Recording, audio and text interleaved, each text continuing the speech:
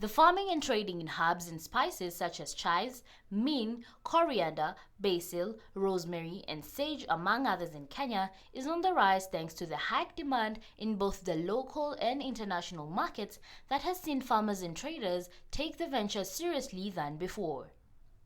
Today on Urban Farming, we feature herbs and spices farming along Kenyatta Road and learn more about the varieties of herbs and spices mostly being grown by a majority of farmers in the country.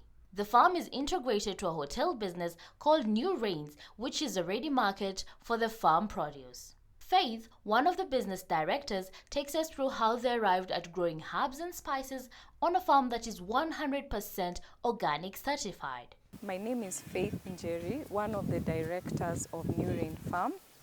Originally, New Rain Farm was actually an organic farm.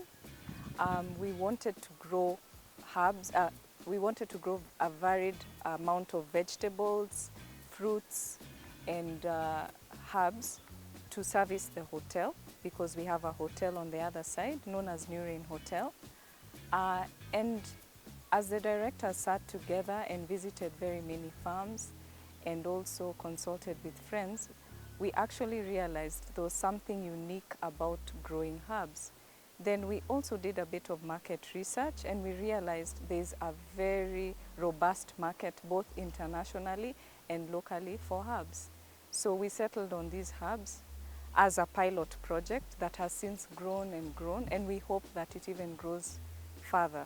The initial stage of the business requires a carefully drawn plan which should carry the business to achieving its production goals.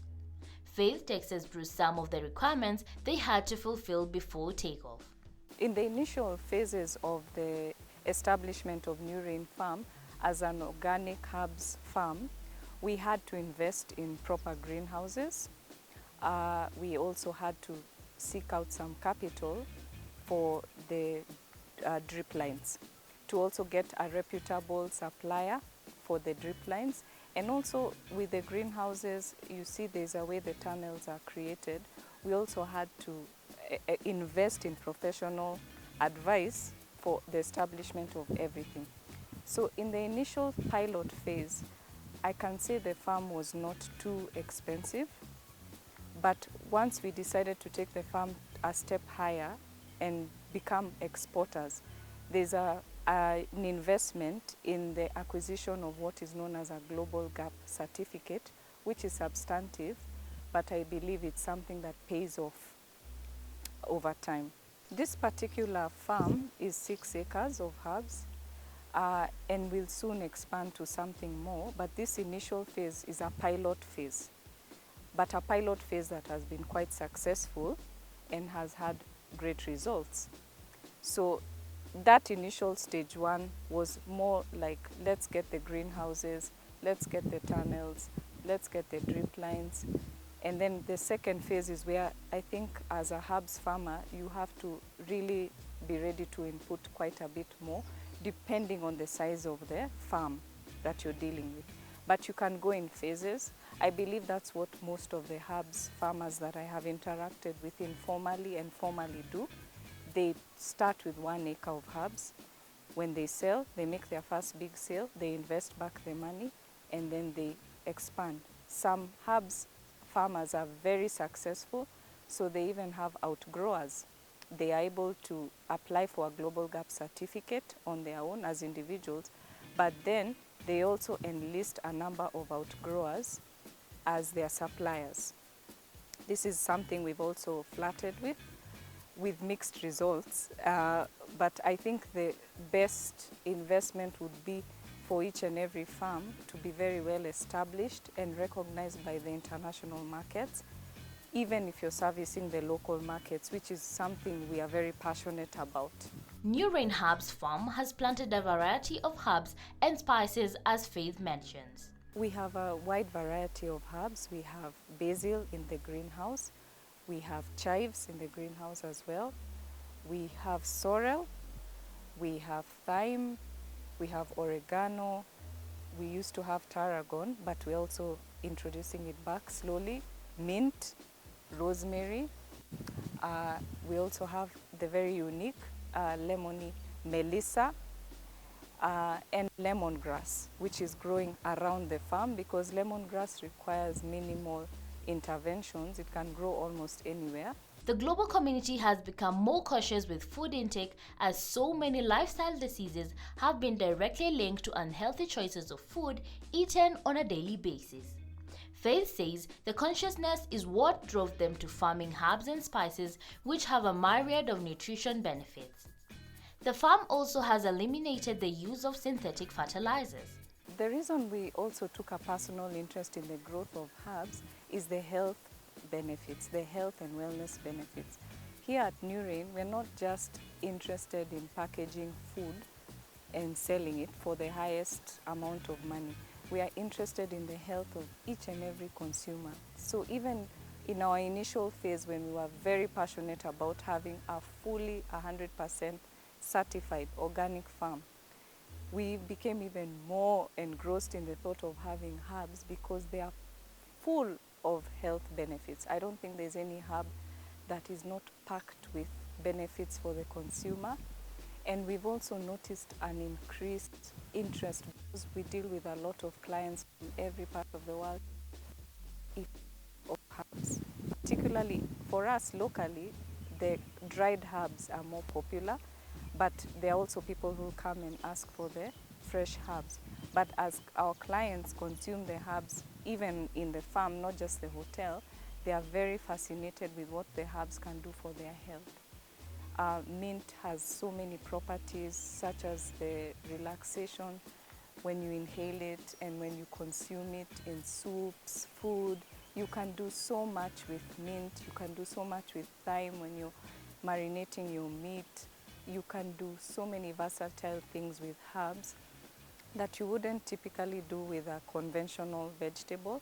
They complement the conventional vegetables very well. So we felt, even as a dynamic group of directors who pride themselves in being very thoughtful, that we needed to invest in an agricultural product that is equally thoughtful.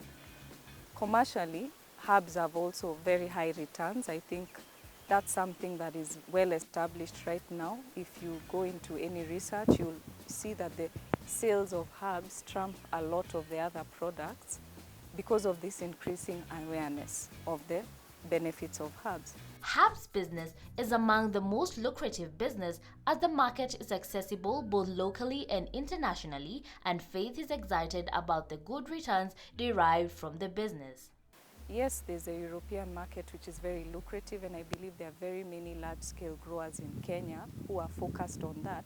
But we're also a bit unique. We are a very collaborative group of directors. We are so passionate about local innovation and local production that we also feel we don't want to ignore our Kenyan consumer, even as we sell these herbs to the highest bidder. There's a unique therapeutic benefit for us, even in just engaging the local community and opening up our farm to them. This is something we've really enjoyed, even when we've held farm experiences in the farm where kids come and play freely, they learn something, at the same time they are being entertained. For older people who are farmers, fellow farmers have also visited our farm. We've enjoyed such gracious visits from people who have massive farms, who've invested quite a lot in their own farming, and they've really enjoyed our much smaller farm because of the experiential benefit that we are providing. For us, it's not just a farm, it's an experience. We're selling and also giving an experience to the local community, which we know they can't get anywhere else. Joseph Makoha is the farmhand. He knows like the back of his hands properties in all the herbs grown here, their names, characteristics, and what it takes to grow them in a successful way. He offers to give us a farm tour, educating us about the various varieties, among them mint, basil, rosemary, melissa, to mention a few. Welcome to New Rain Farm. I'm Joseph Makoa, farm manager. Today we are going to show you the herbs we are growing here. We have different types of herbs. We have like 9 varieties we are growing here. So today we are going to show you each and every stages and how we are doing it. Yeah, we have mint, we have rosemary, we have chives, we have basil, we have thyme, we have melissa, and we have lemongrass, we have tarragon and sorrel. Today I'm going to show you each steps of each crop and how we are growing up to the harvesting stage. Spanish mint is a vigorous perennial crop that thrives in light soils and good drainage. Spanish mint is said to attract an assortment of bees and butterflies because it is highly aromatic mint. The plant also seems to enjoy the sun, hence grown outdoor. Makoha tells us more about the Spanish mint. This is Spanish mint, and today we are going to show you from the planting stage up to the harvesting stage. So Spanish mint you can plant in 3 types. 1, you can plant the rhizomes. 2, you can propagate your seedlings, or you can buy from the nursery companies. Like we have the Plantec, they are doing majorly nursery. So after you have your seeds, you need to prepare land. First you make the beds. Beds zako zinafaa zikuwe sawa at a height of 8 to 10 inches and 1 meter wide. From there you need to have your irrigation system, which is the drip lines. From there, mint we plant 20 to 25 seeds per meter square. So from there, after you have planted your mint, there's a process we call bending. After germination, 7 to 10 days, you do what we call bending so that to create that production. So from there, after first planting of mint, it will take 3 months to harvest your crop. So from there, you will be harvesting every 30 to 35 days of Spanish mint.